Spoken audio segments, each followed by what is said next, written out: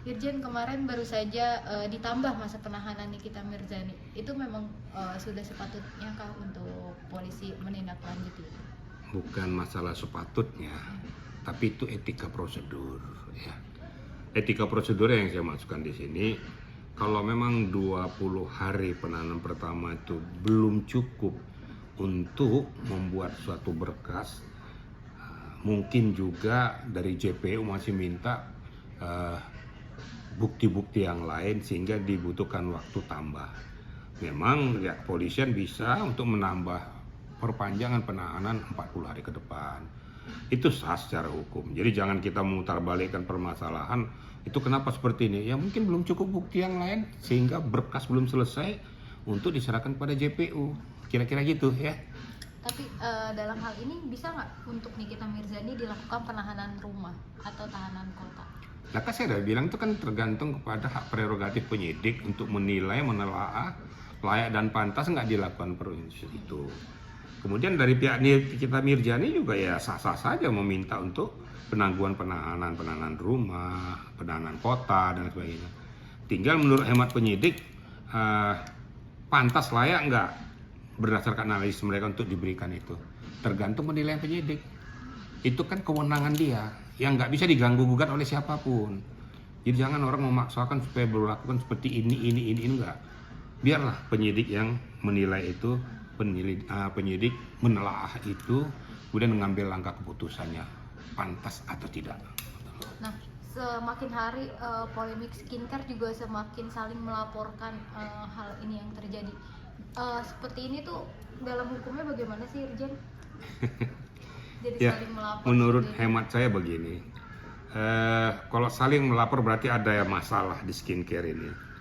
Kalau saya mengatakan bahwa pengawasan dari pemerintah kurang. Kalau pengawasan itu betul-betul full, ya, itu tidak akan terjadi seperti ini. Setiap skincare yang diedarkan dalam jumlah besar harus diverifikasi, harus dicek, ya, bukan aja cek secara berkala, gitu loh. Ini masih pantas atau layak enggak? Ingat, kadang-kadang ini sering terjadi juga ya.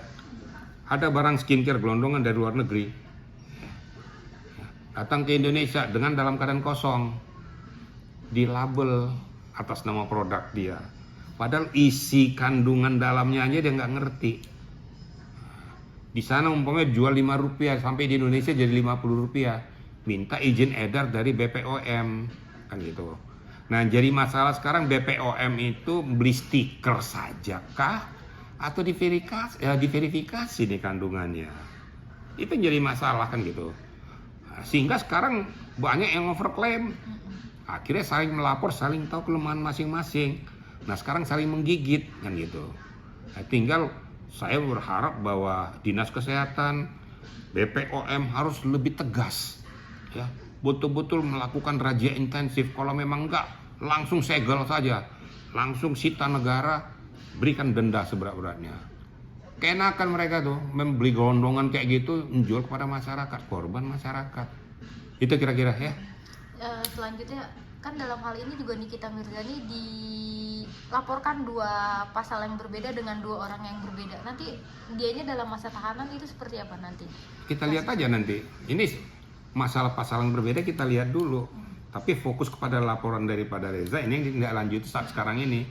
Masalah dilaporkan di Jakarta Selatan ya. Iya, di Polres. Nah, itu kan posisinya berbeda lagi. Nah, itu kan case berbeda. Nanti ya kasusnya case berbeda juga. Ya ini ya ini. Jadi 2 case yang berbeda.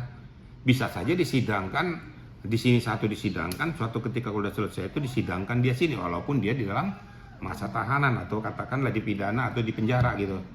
Nah, nanti tinggal kita hitung aja jumlah vonis yang dijatuhkan oleh hakim. Nah, namun demikian, saya juga berharap bahwa proses ini berjalan dengan real, ya, real, jujur, semua berjalan dengan tidak ada keberpihakan sehingga ketahuan semua. Saya berharap pada Nikita ini bahwa kamu harus jujur membongkar sebesar-besarnya semua peristiwa ini. 1, menyelamatkan masyarakat. 2, jangan juga sembarangan dia melakukan itu kepada kau. Kau kan sudah korban. Ya jangan mau dong jadi korban dong. Sama-sama dong kita bongkar semua. sehingga negara juga tidak dirugikan. Ini negara dirugikan juga loh. Banyak skincare itu yang tidak mempunyai izin edar, itu pajak negara loh. Berapa miliar jumlah dia jual, hasil yang diuntungkan, dan berapa pula yang dirugikan negara, di mana hasil pajak itu tidak disetorkan kepada negara. Nah, ini harus diteliti ya. Kita berharap nih kita bongkar semuanya. Kalau terkait para pengelola skincare yang lain ini, yang saling melapor ini, biar semuanya kena. Jangan enak-enak aja gitu loh. Kira-kira gitu ya.